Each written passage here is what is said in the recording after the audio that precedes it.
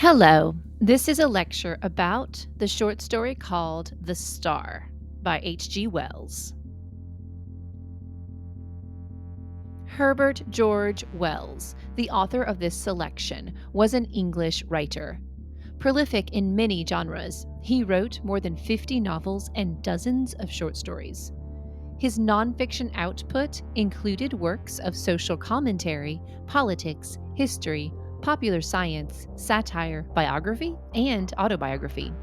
Many of you may have at least seen films based on some of his novels: The Invisible Man, Island of Dr. Moreau, The Time Machine, and War of the Worlds. It is his tone that lives on, the attitude that pervades every piece in which humans are doomed as long as they care about nothing but themselves. Wells wrote The Star about an astronomical catastrophe that would take place at the beginning of the 20th century, with an extrasolar planet arriving in our solar system, colliding and merging with Neptune, and then creating havoc in the inner solar system.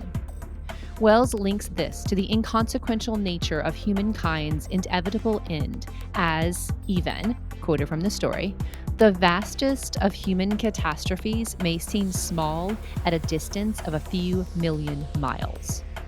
Wells, like many of his day, believed that Mars could be inhabited by Martians, though that is not the focus of this selection.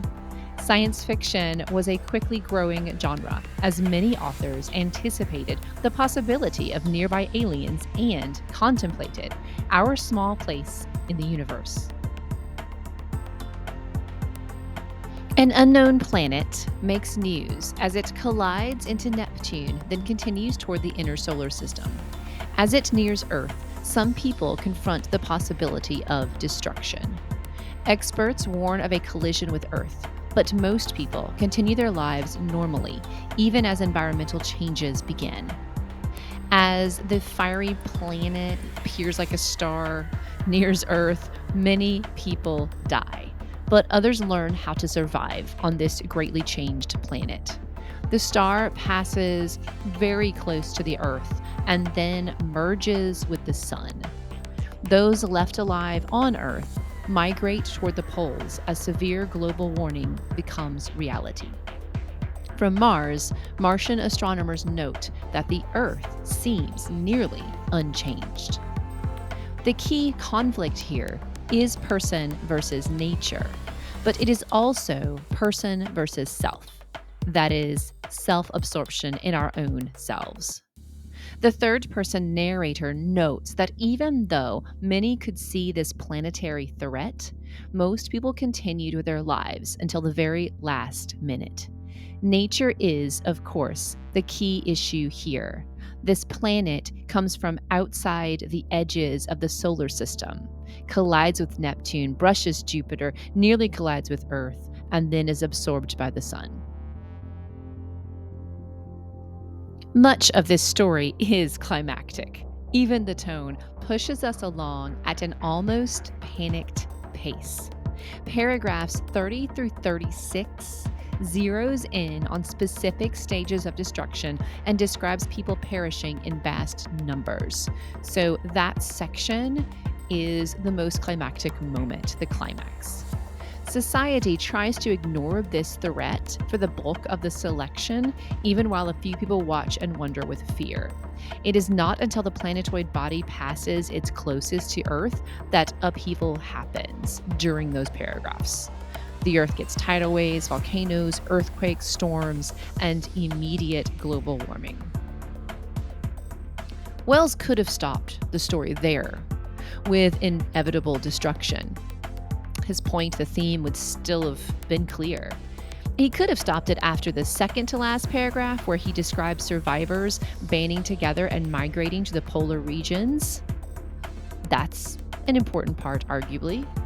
But he lets those serve as the falling action and shifts the entire focus of this selection by adding that last paragraph.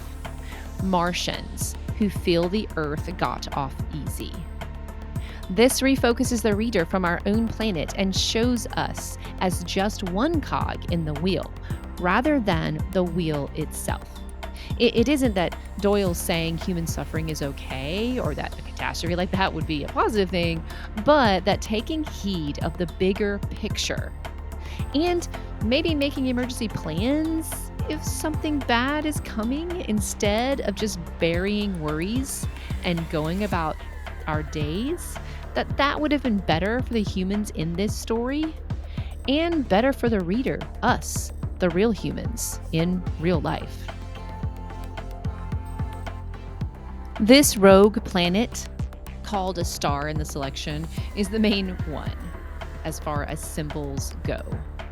Planets and suns and stars represent a lot of things.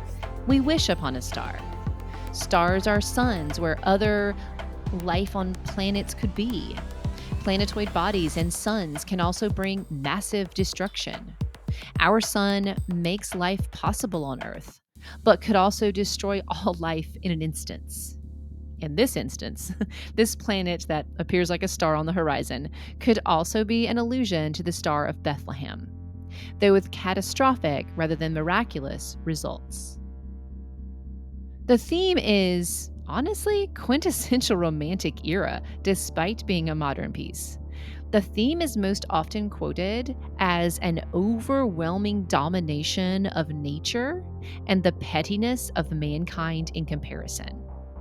It is the idea, demonstrated in hundreds of Romantic era texts of all genres, think Percy Bysshe Shelley, and again in dystopian pieces, think Ray Bradbury, and in many films which highlight the dangers of trusting progress over nature, think The Day After Tomorrow, 2012, and the Jurassic Park series. This is the theme that still resonates, or maybe even resonates more today. Why look at this piece? It is a tightly written selection filled with artful imagery and a precise analysis of the danger something like this would pose, as far as science understood it 100 years ago. And because sadly, it could be arguably more relevant today. Our cell phones distract us from reality. We make that status quo no matter what is going on in our lives. And too many humans look out only for number one. I think it is interesting, too, that the long-term effect after the tidal waves and seismic activity have quieted is global warming extreme enough that those still alive must permanently migrate toward the now green poles. It is the idea that humanity is what is fragile here, not nature. Things we do to protect the planet may make no difference to the planet at the end of the day, but will protect us. We are the only human species left, and so far, the only cognitive life we have found in the solar systems around us. We are it. Not each individual, but together, whether we like it or not. That is what is being said here, and is repeated like warning bells in so many selections of this fictional genre. In closing, something the mathematician says: "You may kill me, but I can hold you, and all the universe for that matter, into the grip of this small brain. I would not change, even now." Sadly prophetic words to think about.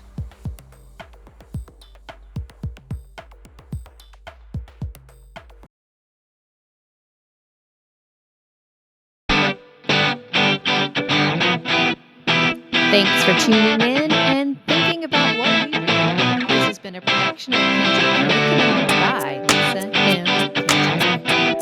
Please don't forget, hit that like and subscribe